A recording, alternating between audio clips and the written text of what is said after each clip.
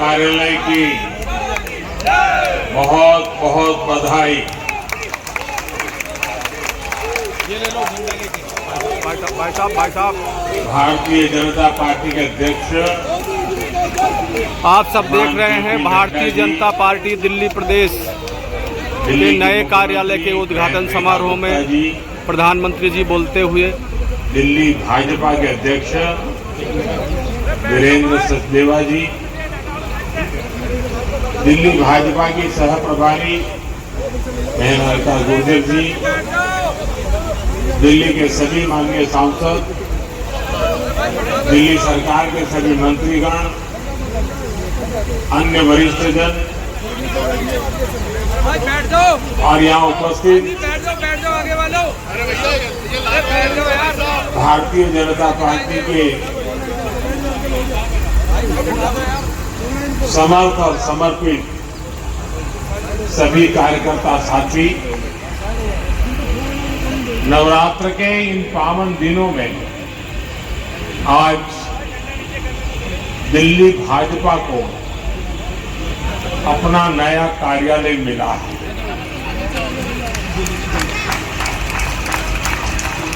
ये नए सपनों और नए संकल्पों से भरा पल है। मैं दिल्ली भाजपा के सभी कार्यकर्ताओं को बहुत बहुत बधाई देता हूं। साथियों, भारतीय जनता पार्टी की स्थापना को 45 वर्ष हो चुके हैं। अटल जी, अडवाणी जी, नानाजी देशमुख, राजमाता विजयाराजे सिंधिया जी, मुरली मनोहर जोशी जी, ऐसे अनेक व्यक्तित्वों के आशीर्वाद और परिश्रम से ये पार्टी आगे बढ़ी है। लेकिन साथियों, जिस बीज से भाजपा आज इतना बड़ा वटवृक्ष बना है, उसका रोपण अक्टूबर 1951 में हुआ था। तब डॉक्टर श्यामा प्रसाद मुखर्जी के नेतृत्व में जनसंघ की स्थापना हुई थी और उसी दौर में दिल्ली जनसंघ को भी वैद्य गुरुदत्त जी के रूप में अपना पहला अध्यक्ष मिला। फिर समय समय पर अडवाणी जी, डॉक्टर भाई महावीर, हरदयाल देवगुण जी दिल्ली जनसंघ की कमान संभालते रहे। 1980 में जब भाजपा की स्थापना हुई तो वीके मल्होत्रा जी को दिल्ली भाजपा के पहले अध्यक्ष की जिम्मेदारी मिली।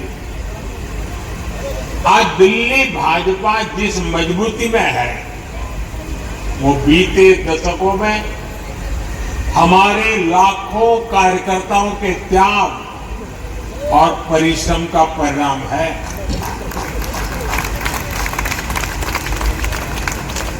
केदारनाथ साहनी जी, साहब सिंह वर्मा जी, मदनलाल खुराना जी, ऐसे अनेक दिग्गज नेताओं ने हमें सेवा की अमिट राह दिखाई। अरुण जेटली जी और सुषमा जी जैसे कितने व्यक्तित्व ने पार्टी के लिए अपना जीवन समर्पित कर दिया। साथियों, दिल्ली और बीजेपी का संबंध सिर्फ एक शहर और पार्टी का नहीं है। ये संबंध सेवा, संस्कार और सुख दुख के साथी होने का है। पहले जनसंघ के रूप में और फिर भाजपा के रूप में हमारी पार्टी दिल्ली के दिल से, दिल्ली के हितों से जुड़ी रही। जनसंघ की स्थापना के बाद से हमने दिल्ली के लोगों की हर तरह से सेवा की। बंटवारे के बाद दिल्ली आए पीड़ितों के लिए जनसंघ के कार्यकर्ताओं ने पुनर्वास की व्यवस्थाएं बनाई। जब यहां मेट्रोपॉलिटन काउंसिल बनी तो आडवाणी जी और वीके मल्होत्रा जी जैसे नेता दिल्ली के लोगों की आवाज बने।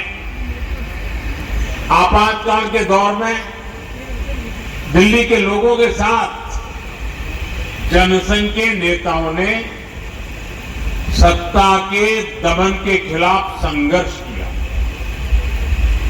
1984 में जिन सिख दंगों में दिल्ली की आत्मा पर, मानवता पर एक भयंकर आघात हुआ, उस संकट काल में भी दिल्ली बीजेपी के कार्यकर्ताओं ने हमारे सिख भाई बहनों की हर संभव रक्षा की। दिल्ली और बीजेपी के साथ भावना का है, भरोसे का है। साथियों, जनसंघ के जमाने में और उसके बाद भी जब भी बड़े राष्ट्रीय आयोजन हुए, आंदोलन हुए, उसके केंद्र में हमेशा दिल्ली ही रही। और उस समय साल में 3-3, 4-4 बड़े आंदोलन जनसंघ और बीजेपी के लोग करते थे। हमारे लोग चुन करके कोई देश में ज्यादा लोग नहीं आए, लेकिन राष्ट्रीय मुद्दों पर आंदोलन की ऐसी परंपरा हम लोगों ने खड़ी की थी। हमारे भूतपूर्व सभी नेताओं ने, कार्यकर्ताओं ने। और मैं देख रहा था कि हिंदुस्तान के कोने कोने से जब लोग दिल्ली आते थे तो कभी भी उनको ये महसूस नहीं होने दिया दिल्ली के कार्यकर्ताओं ने कि हम कहीं बाहर के हैं। दिल्ली के कार्यकर्ता देश भर से आए हुए कार्यकर्ताओं को अपने घरों में रखते थे, क्योंकि उस समय हमारे पास उतनी व्यवस्थाएं नहीं थी। और सारी और जब जनसंघ के जमाने में, भाजपा के जमाने में कार्यकर्ता आते थे तो 5-5, 7-7 दिन रुकते थे। अगली ट्रेन का आरक्षण मिले न मिले इंतजार करना पड़ता था, इतनी दूर से आना पड़ता था। तो इन सबको 5-5, 7-7 दिन तक दिल्ली के कार्यकर्ता अपने घरों में रखते थे और उनकी सारी व्यवस्थाएं देखते थे। एक प्रकार से पूरे देश में इस विचार को पहुंचाने में दिल्ली के कार्यकर्ताओं के वो अथक पुरुषार्थ, परिश्रम आज बीजेपी को यहां तक पहुंचाने में मदद की है। अब इसलिए आज जब हम इस नए कार्यालय में प्रवेश कर रहे हैं तो हमें दिल्ली भाजपा के इतिहास, उसके सेवा कार्यों से निरंतर प्रेरणा लेते हुए आगे बढ़ना है। साथियों, हमारे लिए कोई भी भाजपा कार्यालय किसी देवालय से, किसी मंदिर से कम नहीं है। कोई भी भाजपा कार्यालय सिर्फ इमारतें नहीं है, ये मजबूत कड़ियां हैं जो पार्टी को जमीन से, जन अपेक्षाओं से जोड़े रखती है। भाजपा सत्ता के लिए नहीं, सेवा के लिए सरकार में है। ये कार्यालय इसी चेतना को जागृत रखते हैं। इसलिए हमें निरंतर प्रयास करते रहना होगा कि दिल्ली भाजपा के इस नए कार्यालय की पहचान यहां की सुविधाओं से नहीं बल्कि जन सुनवाई और जन सेवा से होनी चाहिए। हमें हमेशा हमेशा याद रखना होगा, इस कार्यालय में हमारा कार्यकर्ता किसी न किसी जरूरतमंद की उम्मीदें लेकर आएगा। हम उन उम्मीदों पर खरा उतरें, ये हम सबका सामूहिक प्रयास होना चाहिए। इस कार्यालय में बैठकर लिए गए निर्णयों में जितनी संवेदना और सेवा भाव होगा उतना ही दिल्ली के लोगों का हित होगा। साथियों, कई वर्षों के अंतराल के बाद दिल्ली में आज भाजपा की सरकार है। दिल्ली के लोगों ने अपने सपनों, अपने बेहतर भविष्य की उम्मीद भाजपा पर जताई है। इसलिए नए प्रदेश कार्यालय में बैठने वाले प्रत्येक जनप्रतिनिधि का दायित्व बहुत बड़ा है। दिल्ली के लोगों की अपेक्षाओं को पूरा करने के लिए दिल्ली भाजपा, हमारी ये सरकार कठोर परिश्रम कर रही है। झुग्गी बस्तियों में रहने वालों के लिए नए घर बनाना, दिल्ली के सैकड़ों सरकारी स्कूलों और अस्पतालों को बेहतर बनाना, दिल्ली में सैकड़ों इलेक्ट्रिक बसें चलवाना, यमुना जी को साफ करवाने के लिए दिन रात मेहनत करना, यमुना जी के तट पर शहर के दूसरे हिस्सों में शानदार लिविंग स्पेस बनाना, मेट्रो फ्लाईओवर के काम को गति देना। दिल्ली सरकार दिल्ली के नवनिर्माण में लगी हुई है और इसलिए दिल्ली भाजपा सरकार और दिल्ली भाजपा कार्यालय जब कंधे से कंधा मिलाकर ऐसे ही चलेंगे तो हम विकसित भारत, विकसित दिल्ली का सपना और तेजी से पूरा कर पाएंगे। साथियों, भाजपा एनडीए की सरकारों ने देश में सुशासन का एक नया मॉडल दिया है। हम विकास भी और विरासत भी के मंत्र के साथ आगे बढ़ रहे हैं। हमने देशवासियों की सुरक्षा को सर्वोच्च प्राथमिकता दी। हमने बड़े बड़े घोटालों से देश को मुक्ति दिलाकर भ्रष्टाचार के खिलाफ निर्णायक जंग का विश्वास जगाया।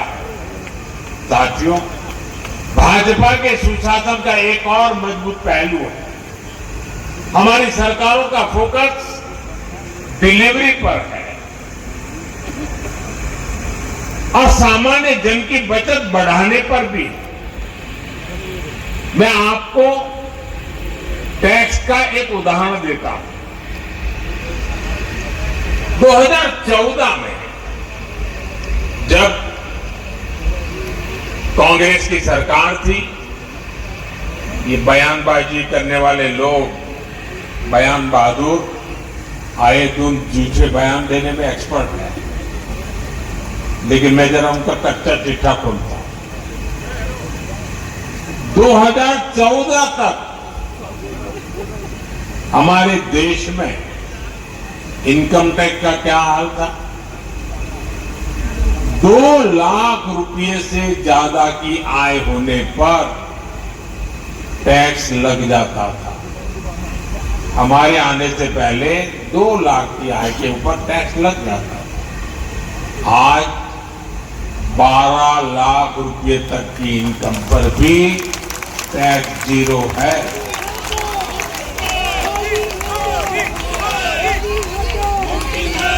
साथियों, यही स्थिति गुड्स और सर्विसेज पर लगने वाले टैक्स की भी थी। 2014 से पहले अगर एक सामान्य परिवार अपनी रोज की जरूरतों पर साल में 1 लाख रुपया अगर खर्च करता है तो उसे करीब 25,000 रुपया टैक्स देना पड़ता था। ये मैं 2014 के पहले की कथा सुना रहा। हम 2017 में जीएसटी लेकर आए तो सामान सस्ते हुए, टैक्स भी कम हुआ और अब नेक्स्ट जनरेशन जीएसटी रिफॉर्म के बाद 1 लाख के खर्च पर उस परिवार को सिर्फ 5 या 6 हजार रुपये का ही टैक्स देना पड़ता है। यानी 11 साल पहले की तुलना में सीधे करीब 20,000 रुपये की बचत उस परिवार को हर साल तय है। अगर इनकम टैक्स